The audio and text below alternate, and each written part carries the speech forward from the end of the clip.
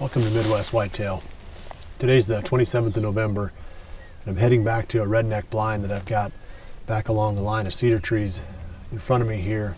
Forecast is calling for just a real light wind out of the north, and then halfway through this afternoon hunt it's going to switch to the south. And that's kind of forced my hand on where I hunted. I've got some tree stand locations back in here too that I could hunt, but I don't have any stand locations that's set up for a wind that changes that much over the course of an afternoon hunt. I mean, I've got stands that you can hunt when it changes 45 degrees, but not 180 degrees. This is a spot that I've hunted quite a bit this season already, and the reason is because it's one of the few spots on the farm where we're getting a real concentration of mature bucks on the trail cameras earlier.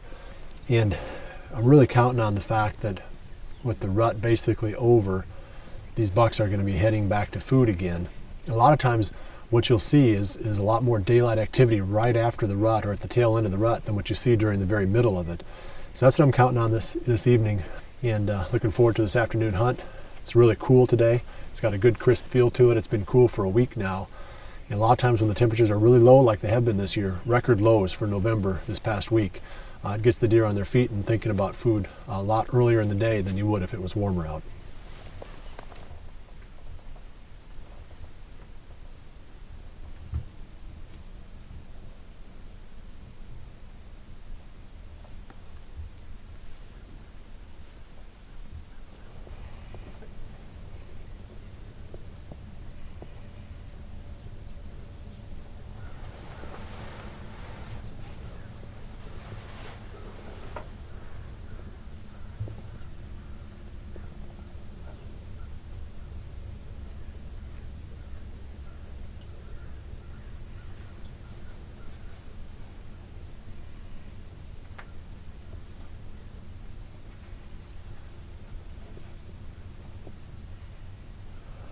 Boy, it gives me the willies to pass up a doe at close range.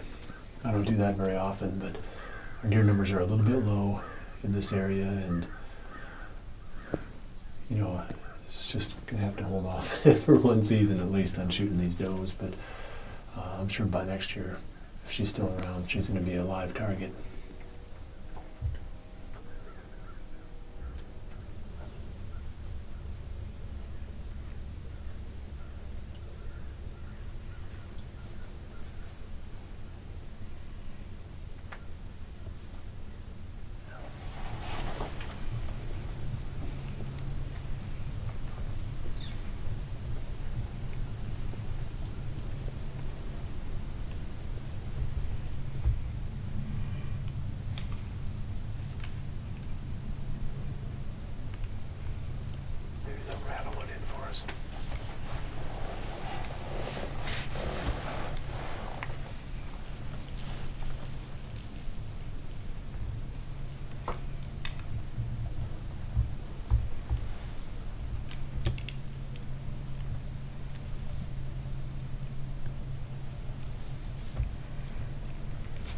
Seen pretty good activity so far this evening.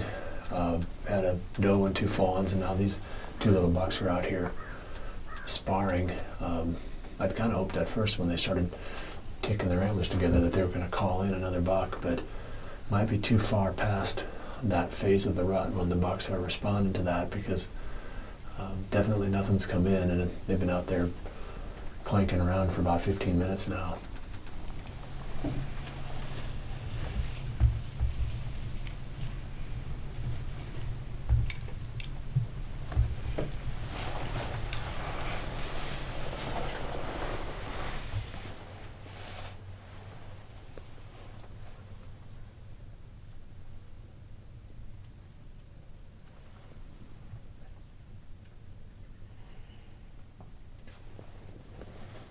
Yeah. Now we're talking. He's definitely a shooter.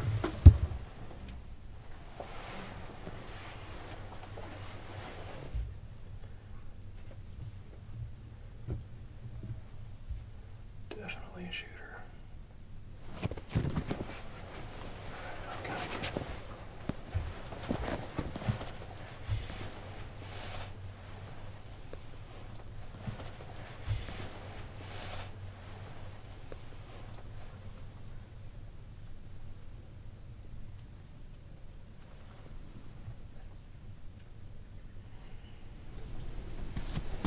It's one of those bucks that was showing up on camera earlier in the year. He's a good one. He's a definite shooter. He's old. It's about 95 yards all the way across this field. So he's got a long ways to come yet. Normally they come down and they angle for this opening in the fence right in front of the blind. It's probably about 25 yards away, so hopefully he kind of follows the script and comes all the way down here and heads for that opening.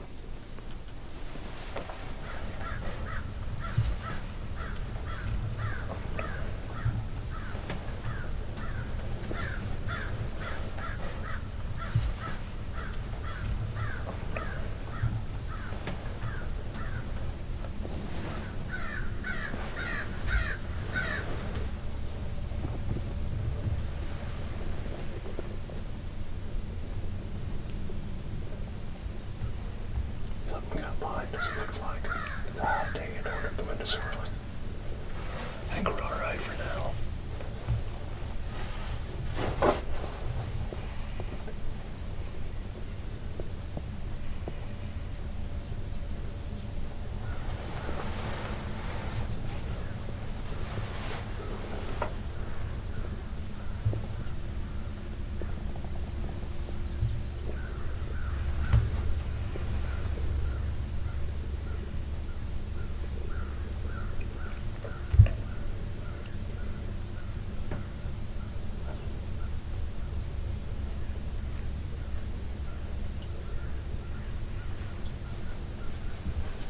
He's still feeding, but at least he's moving in this direction now. That little buck was chasing a doe around on the other end of the field, and he hardly even lifted his head up, so I don't think he's going to get distracted by any does. Looks like he's pretty much given up on the rut, and he's really focused on this food. If he stays on the course that he's on, it's not going to be too much longer, and he's going to be right down here 25 yards away.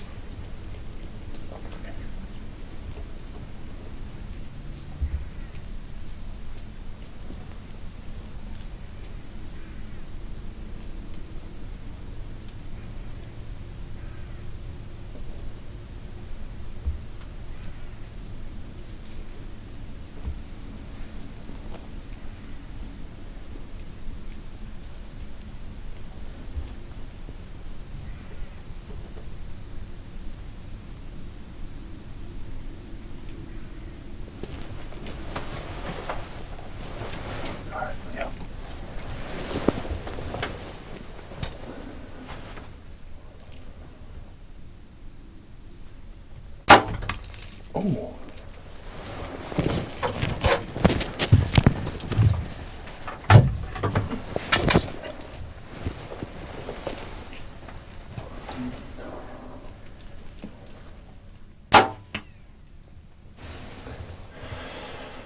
Oh man, that deer about wore me out.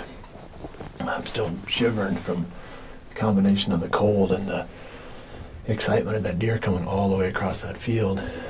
Man, about rubbed my nerves raw. I hate it when they do that because the tension just builds. But it's exciting. I mean, it makes for memorable hunts. Not the cleanest kill ever. I'm guessing he had to have ducked at the sound. I held a 30-yard pin on his chest.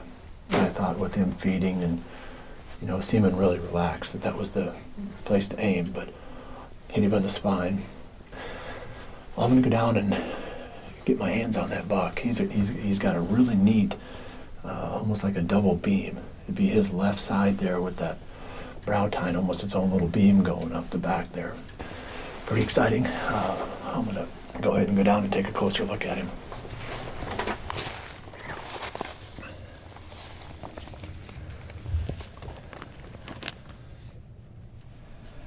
Well, it's really neat to finally get a close look at this buck. Like I was saying earlier, I've got some trail camera pictures of him from earlier in the fall. He's just a cool old character buck.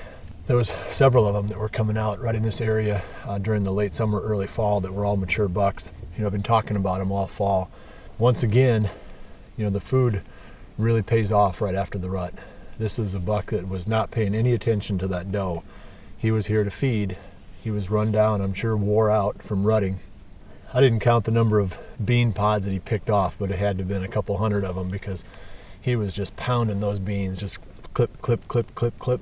I mean, we could hear him up in there. Just every couple of seconds he'd pop another pod off one of these plants. So he was really on a feeding binge. It's kind of fun to have one that I can drive my truck right to, not having to drag him anywhere, not having to trail him. Of course, I never seemed to be able to just have a normal clean kill. He had to have dropped at the sound because I had my 30-yard pin right on his chest, and so it was kind of shocking when he was all of a sudden on the ground with a spine hit. I talked a little bit back at the truck about the thought process of coming into this spot this evening, and the wind was just a little bit, the forecast for the wind was that it was going to be switching from northwest clear around to coming out of the south, and I don't have any tree stand locations that I can hunt that allow me that much flexibility in wind direction. But a ground blind, like we were hunting out of the redneck blind here, you can go ahead and close up the windows and the door and lock everything up pretty tight, and that way your scent doesn't get out, and the deer that might pick you up when the wind is kind of switching or swirling or whatever, you can still get away with a good hunt. And we did have deer around us. We had this buck, he stood for probably almost a minute at one point staring behind the blind. Well, there was another deer behind us on the other side going past. And had we been in a tree stand, we might have gotten busted right there by that deer behind us. So there's certain situations where even if you love hunting out of tree stands, these blinds are a definite asset. The redneck blinds in particular, I've hunted out of a lot of them, but the rednecks are really good because the windows do seal tight, and then the door, you can snug it up tight enough too so that the air doesn't get out through it. So it worked out perfect, kept all the deer around us relaxed, and gave me a nice 30-yard shot at this buck.